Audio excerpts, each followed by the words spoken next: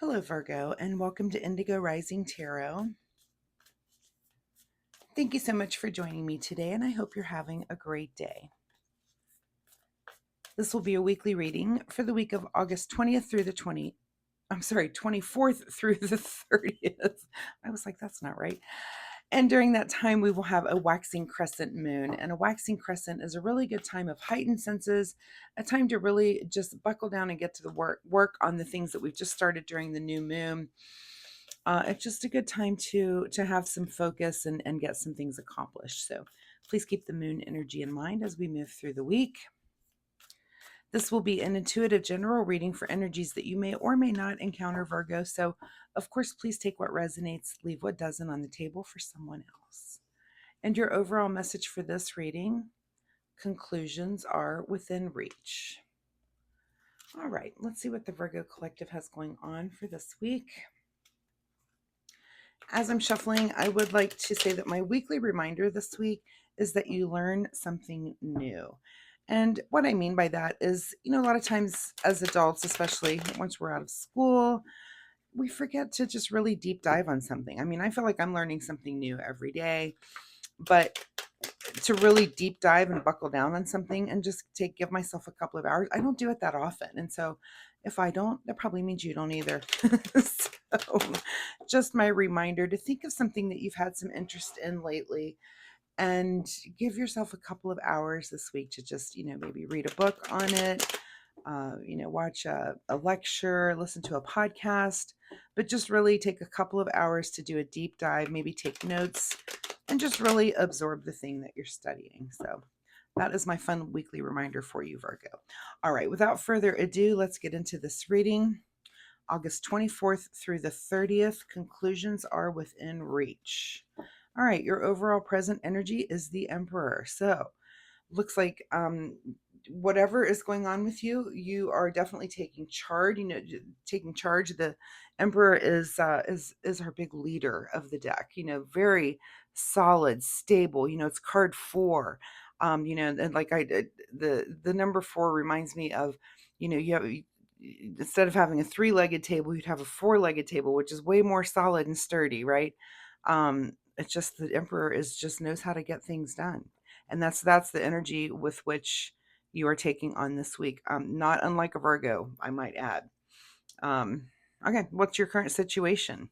Is the 5 of Swords. So you might have some sort of conflict or something going on, and that's maybe why you're going to have to just take this leadership role. There may have been some conflict around you when, and it looks like it involves more than one person. So the other people around you, I'm not even getting the feeling that you're involved. I just get the feeling that you might be kind of,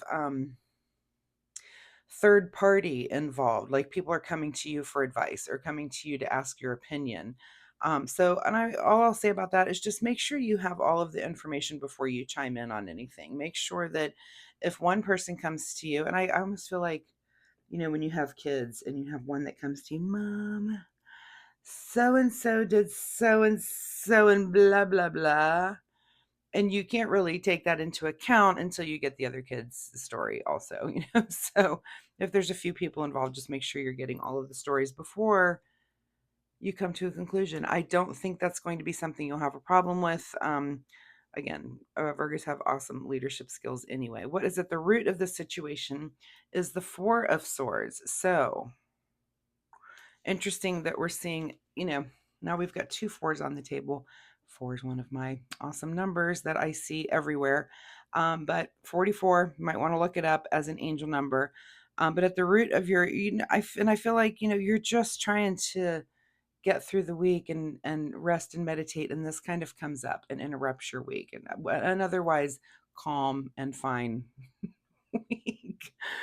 What is in your recent past here is the Hanged Man. So there's been some sort of new perspective or something that has come up even before this, probably related to this, something that you've noticed, or maybe had a change of mind or change of heart on, um, as you go into this. So what's on your mind this week is the Queen of Wands. So you're going to, definitely be in a, kind of a maternal mood. The Queen of Wands is about not only understanding, what drives yourself, but also what drives the people around you. And you're definitely dealing with other people this week.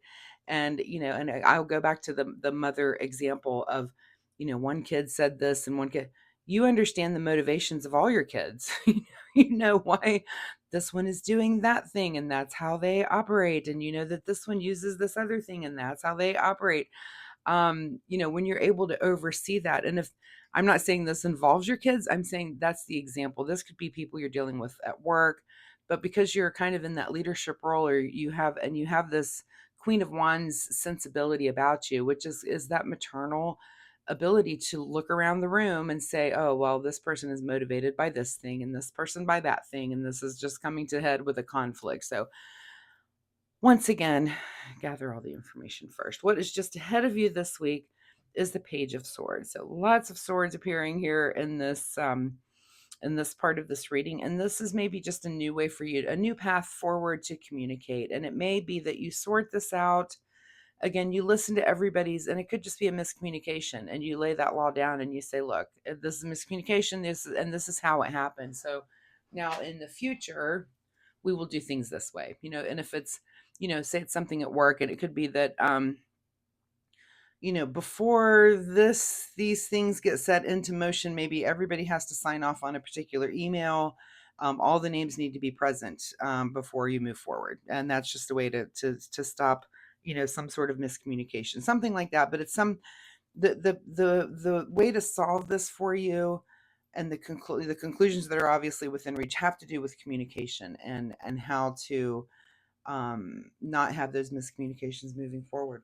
In your advice position is to, yeah, kind of enjoy, this is the Six of Cups here.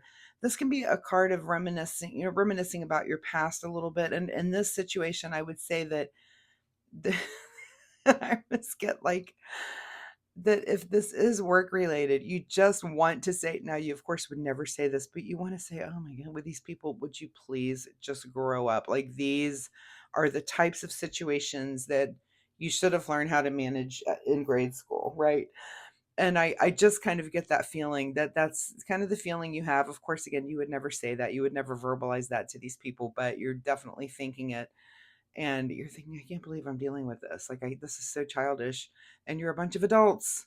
I think we've all been put in those situations where sometimes we adults can act like children. So, and I don't mean to be laughing. I'm not laughing at you, Virgo. I'm laughing with you, and I think you will be laughing at this too, almost like an eye roll. Like, ugh, are you kidding me? Is this seriously an issue right now?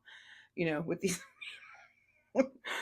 And you just want to rest and meditate. You just want to sail through the week very calmly.